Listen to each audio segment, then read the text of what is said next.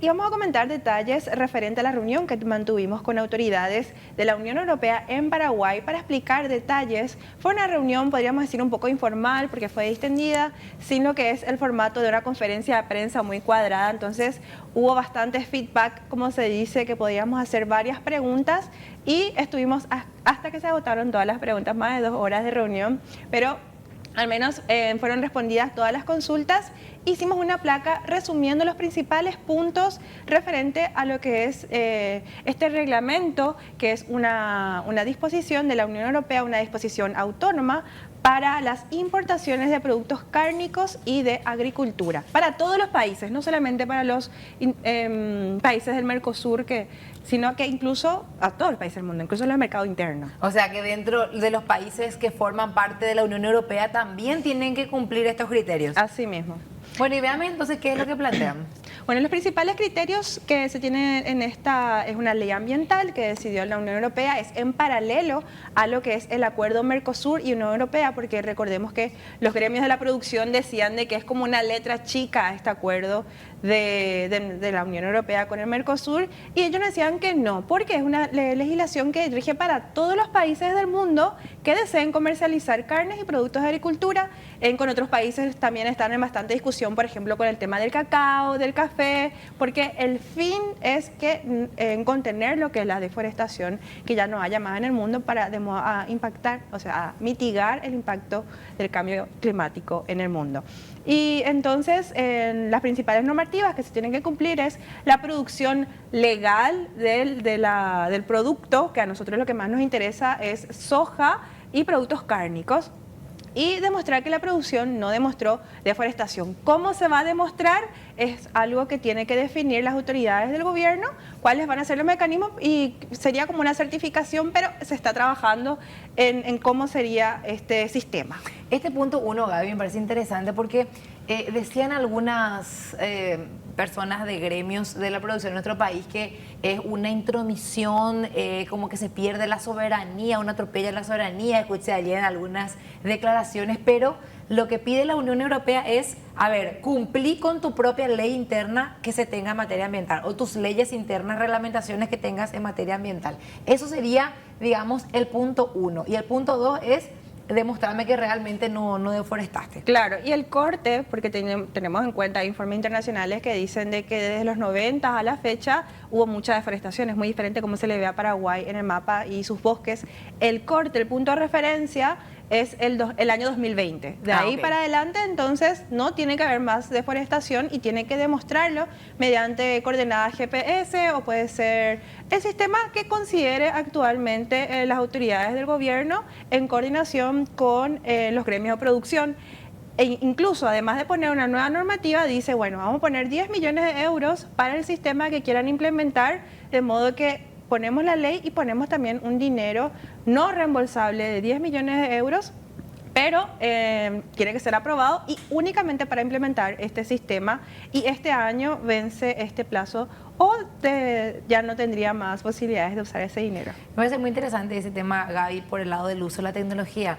Justo hoy, conversando con una fuente del sector, me decía, Gladys, te voy a acercar documentos que muestran cómo algunos productores en ciertas partes del país usan, muestran supuestas reforestaciones de otros lotes o de tierras que no corresponden a sus tierras productivas.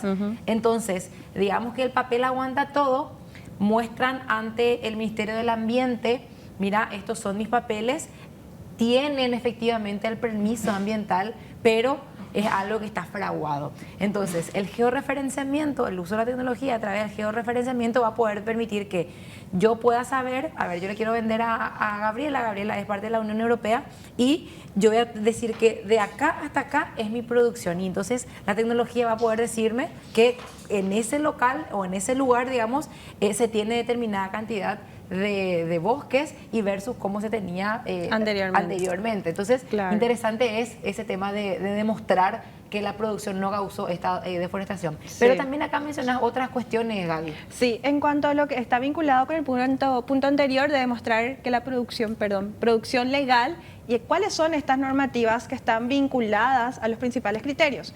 Por ejemplo, tenemos deforestación cero en la región oriental, que bueno, evidentemente no se cumplió, por eso es que está como está el país, pero el corte es a partir del año 2020, entonces se tiene que cumplir y esto es en la región oriental. Hay otra normativa para lo que sería el Chaco y la participación de nativos que se da a través del protocolo de consulta y consentimiento previo, libre e informado, que es un convenio de las Naciones Unidas a través de la Organización Internacional de los Trabajos y que bueno, son un montón de países que tienen esto. En Paraguay está vigente a través de un decreto, la 1039 desde el 2018, que establece una serie de mecanismos para que los pueblos nativos puedan participar en las decisiones. Y en este punto es que yo le consultaba al jefe de la misión, cuando está el señor Mateo Sirtori, perdón, sí, Sirtori.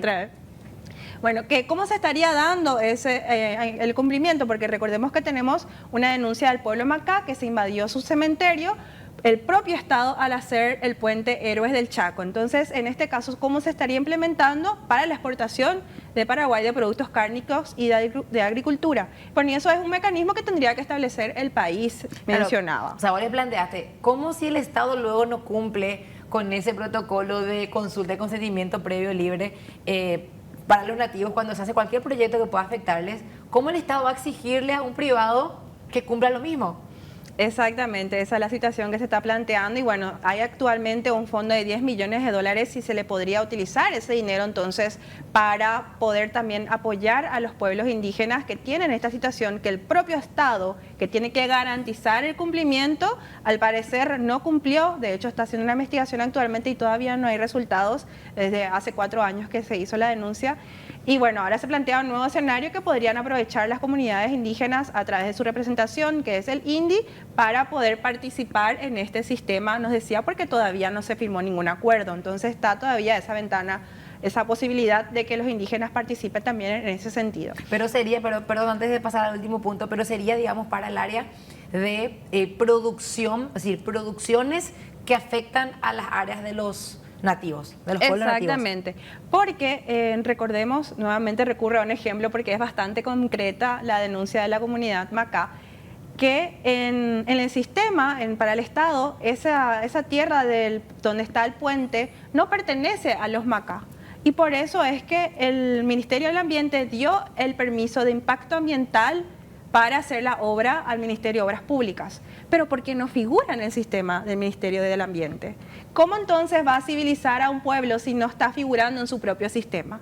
Ahí hay una falencia muy grande porque el Ministerio del Ambiente es el primero que está interviniendo al dar la autorización de las obras. Entonces podría, a través de estos recursos de la Unión Europea, dar recursos para generar un sistema para el Ministerio del Ambiente y que se visibilice en su sistema y diga efectivamente está cada comunidad, porque su base de datos al parecer no está actualizada, entonces no figura el pueblo Macá y pueden tampoco figurar otros pueblos indígenas. Gaby, se complica la situación para los productores, o para muchos por lo menos, estoy segura que muchos cumplen, pero para quienes no, porque primero, deforestación. Hay que ver quiénes realmente tienen 100% libre de deforestación su producción. 2, esto que mencionabas de que se considera el derecho de los pueblos originarios. Uno de los sectores más discriminados del país son los pueblos indígenas. Y este tercer punto, Gaby, que vas a mencionar a continuación. Hace poco me acuerdo que hubo una fuerte polémica porque la gente de la ARP se levantó cuando el Ministerio de Trabajo dijo, señores, tienen que pagarle sueldo mínimo, como mínimo, a sus trabajadores que se encuentran como capataces o los que trabajan. ¿Y cuál fue la respuesta de la ARP? Ah, no, pero ellos acá tienen casa, así como eran antes los esclavos, acá ellos tienen casa, acá ellos trabajan, pero acá también viven y sus hijos pueden comer gracias a eso y bla, bla, todo el discurso antiderecho. Pero acá en estas exigencias de la Unión Europea hay una cuestión de interés económico para los productores, porque si no cumplen ese discurso no va a servir absolutamente de nada. ¿Cuál es ese último punto, Gaby? Bueno, el último punto que nos decía el señor Mateo Sirtori como ejemplo son las normativas laborales. Y bueno, la normativa laboral establece que los trabajadores tienen que tener un salario mensual, como mínimo el salario mínimo, y seguro social del Instituto de Previsión Social, que es el obligatorio. Y no están imponiendo normativas internacionales o de la Unión Europea, sino que están diciendo cumplan sus propias leyes.